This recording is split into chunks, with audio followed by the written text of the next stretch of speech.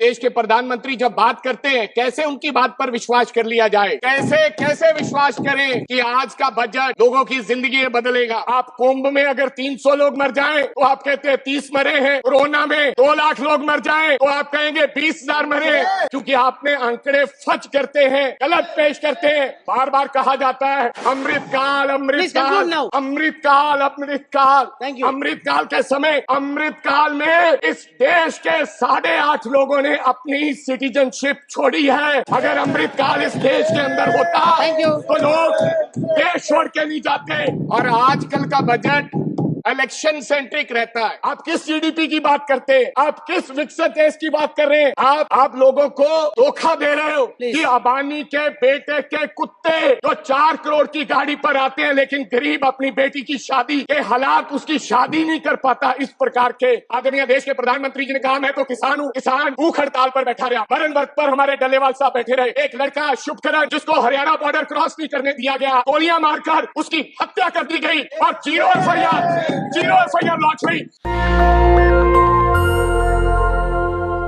Chairman साहब, कोई समय होता था कि देश के वित्त मंत्री बजट पेश करते थे, एक लाल रंग का ब्रीफकेस होता था।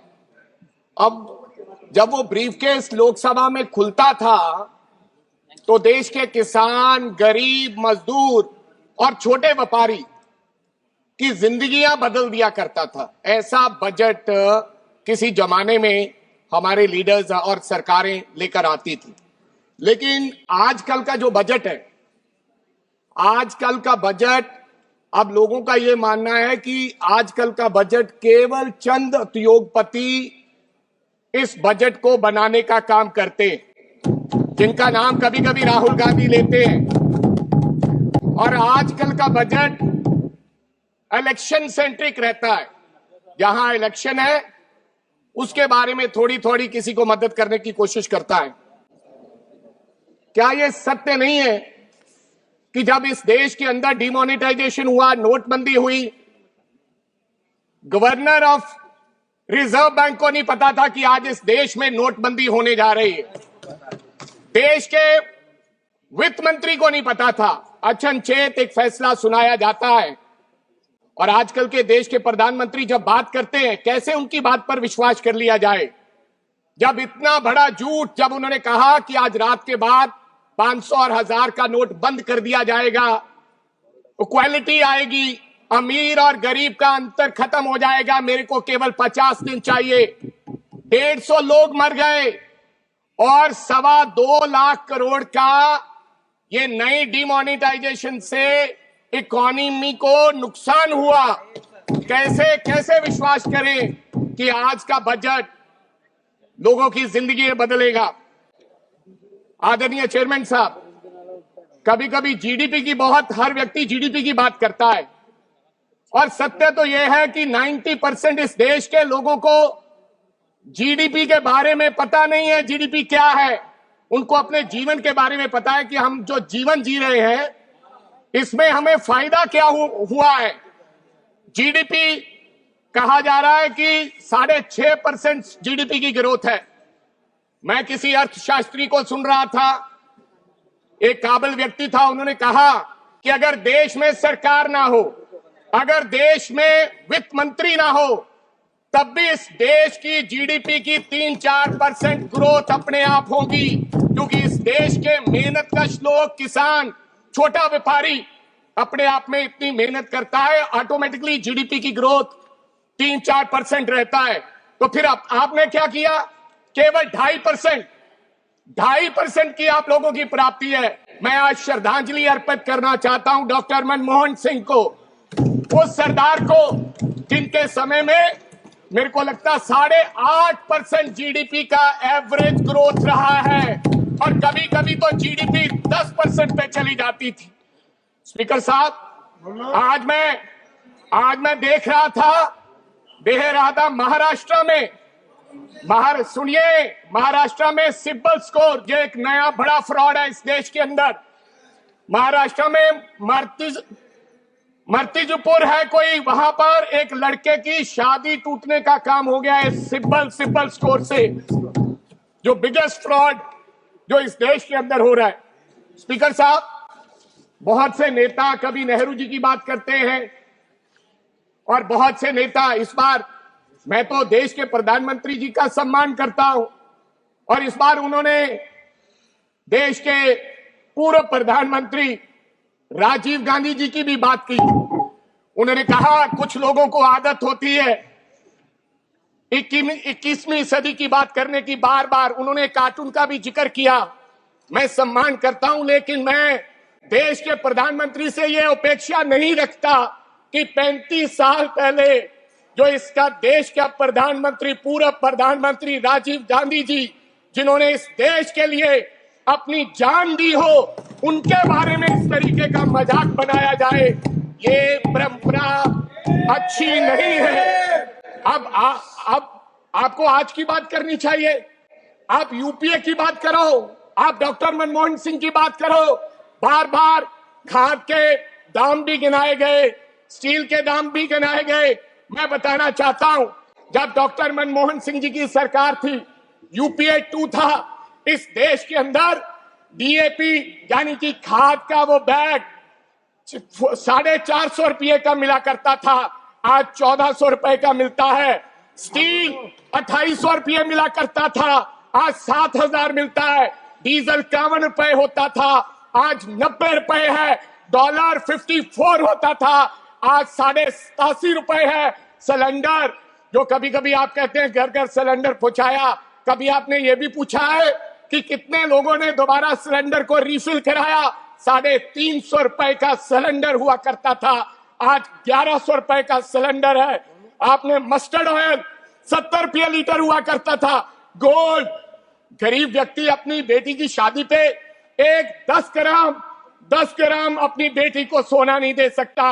मनमोहन सिंह जी का समय होता था 22,000 रुपए गोल्ड हुआ करता था और आज 81,000 रुपए का गोल्ड है। आप कहते हैं कि जीडीपी की ग्रोथ 6.5% है।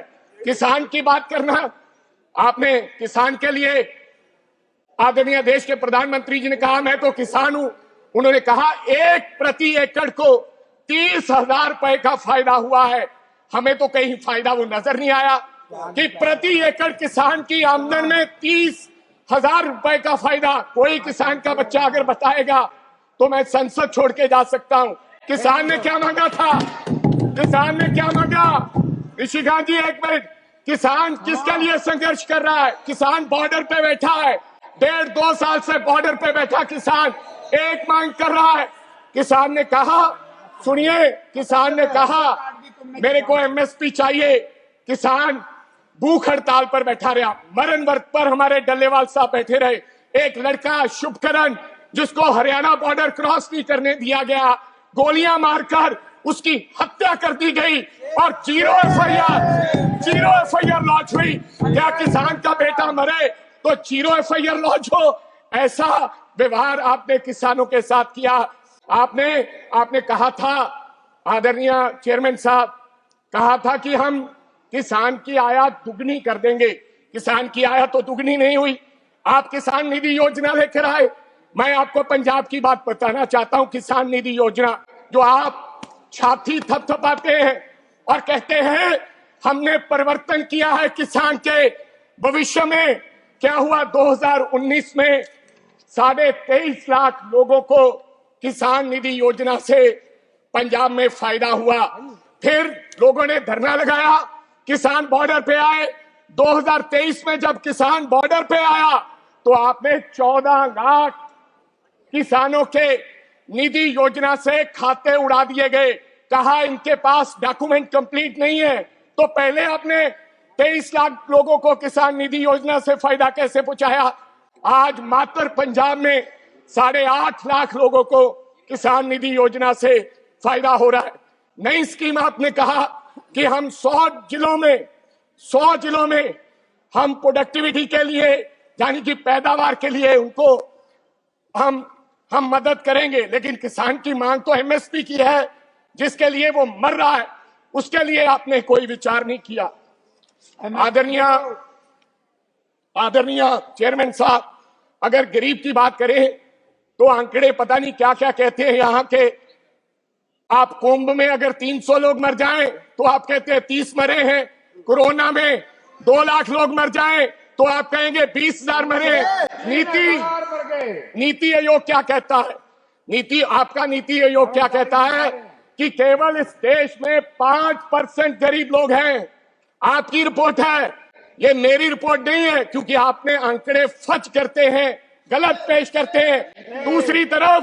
दूसरी तरफ आप ही कहते हैं हम 80 करोड़ लोगों को पीडीएस की कनक देते हैं। खुद ही कहते हो अगर 80 करोड़ लोगों को पीडीएस की कनक देते हो, 5 किलो कनक लेने के लिए राशन के डिपो के बाहर खड़ा वो व्यक्ति वो गरीब है, इसलिए आपकी 5 किलो कनक लेता है।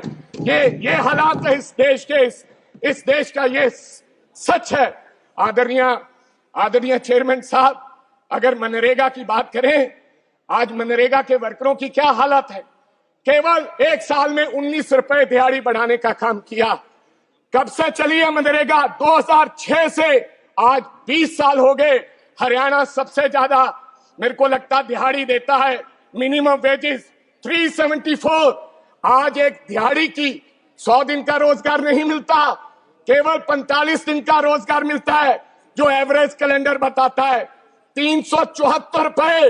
अगर आप गरीब की आमदन दुगनी नहीं कर सके, आप किस जीडीपी की बात करते हैं? आप किस विकसित देश की बात कर रहे हैं?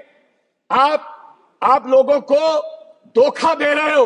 गरीब की मनरेगा वर्कर की अगर शादी हो ना किसी बेटी की, वो जाता है गांव में मांगने के लिए, कहता है मेरे को दाल का इंतजाम कर दो, कहता है चावल चाहिए, दाल चाहिए और एक मीठे का इंतजाम कर दो, मैं अपनी बेटी की शादी कर लूंगा। ये इस प्रकार के हालात हैं मनरेगा वर्कर्स के। और दूसरी तरफ चेयरमैन साहब, दूसरी तरफ अबानी के लड़के की शादी होती है, तमाम नाचने गाने वाले जाते हैं, देश के बड़े बड़े लोग, विदेश के बड़े बड़े लोग जाते हैं। मेरे को गर्व है राहुल गांधी पर, एक व्यक्ति जो उनकी शादी पे नहीं गया। देश के प्रधानमंत्री भी जाते हैं। मेरे को इस बात का दुख नहीं है अबानी की शादी का, लेकिन कभी कभी टीवी पर दिखाया जाता है, सोशल मीडिया पर, कि अबानी के बेटे के कुत्ते जो 4 करोड़ की गाड़ी पर आते हैं, लेकिन गरीब अपनी बेटी की शादी के हालात, उसकी शादी नहीं कर पाता। इस प्रकार के गरीबों के हालात हैं। मेरी गुजारिश है कि मनरेगा के लिए 200 दिन कर दिया जाए। मेरी गुजारिश है मनरेगा की दिहाड़ी। सर 1 मिनट, 600 दिहाड़ी कर दी जाए और 200 दिन कर दिया जाए। ये मेरी गुजारिश है आदरणीय वित्त मंत्री से। एमएसएम की हालात बनाना चाहता हूं। सर सुनिए, मैं लुधियाना से आता हूं, वहां पर 1.5 लाख तकरीबन एमएसएमईज हैं, आज बंद होने के किनारे पर है। एमएसएमईज बंद होने के किनारे पर है। वहां पर साइकिल इंडस्ट्री है, सिलाई मशीन इंडस्ट्री है। आप क्या कह रहे हो? अब सरकार ने मन बनाया है, अपने मित्रों को फायदा देने के लिए कहा है कि हम 25% स्टील सेफगार्ड लगाएंगे। अगर वो ड्यूटी सर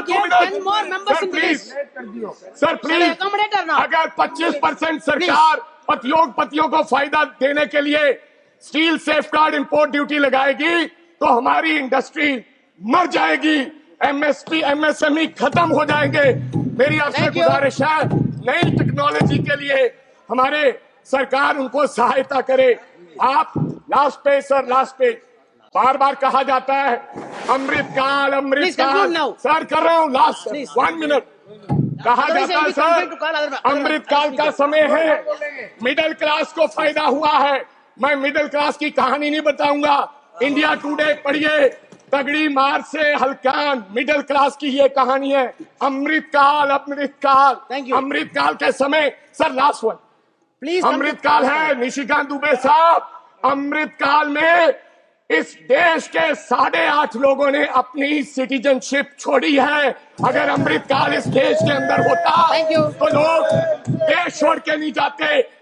पहली बार एफडीआई 16 साल में पहली बार सबसे कम निवेश अगर हुआ है तो अमृतकाल में हुआ है। सर बस सर हाफ मिनट पिछले 10 साल की स्कीमें जो राहुल जी ने कहा, आप मेक इन इंडिया की बात करते हो, बेटी बचाओ बेटी पढ़ाओ, पीएम उज्ज्वल, स्वच्छ Thank you. भारत, जल Sir, जीवन, व्यापारी स्किल इंडिया, व्यापारी जी हर का साल साइन 20 साल नौकरी, make in India, last smart city mission.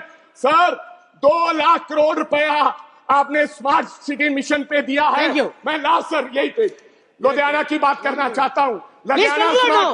Sir Ludhiana Then smart more city than में that, sir. आया You था। have only 20 minutes. Ludhiana speaker sir भाई sir sir Ludhiana smart city में था, लेकिन लुधियाना में 75 लाख अब तो लोगों मैं ने एक सर्वे हुआ, विजन you. डॉक्यूमेंट बनाया गया Yes, सफारी जी, और विजन please. डॉक्यूमेंट में लोगों ने कहा धन्यवाद पोल्यूशन अध्यक्ष की महोदय। Please, sir.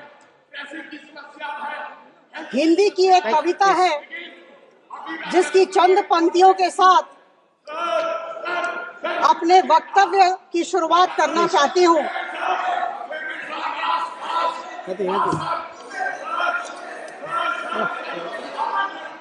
No time.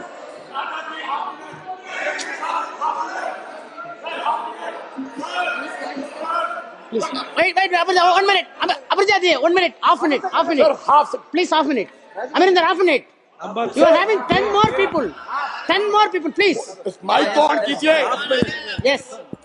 Rajya Sabha में रिपोर्ट पेश हुई है कि अभी भी देश के 10 शहरों में लुधियाना अधिक प्रदूषित शहर है। लास्ट खत्म करने जा रहा हूं। इस बजट में पंजाब के लिए कुछ नहीं दिया गया। ये बजट पंजाब विरोधी बजट है। मैं कहना चाहता हूं 2027 में चुनाव होंगे। एक Thank you. नहीं आएगा वहां पे। Thank you. Abhijit ji, please. National Dastak की आपसे गुजारिश है कि अगर इसको बचाना चाहते हैं तो नेशनल दस्तक को सब्सक्राइब करने के लिए रेड कलर के सब्सक्राइब बटन को दबाएं, फिर बेल आइकन की घंटी दबाएं। नेशनल दस्तक को बचाने के लिए बहुत जरूरी है कि हर खबर को शेयर करें, लाइक करें, कमेंट जरूर करें।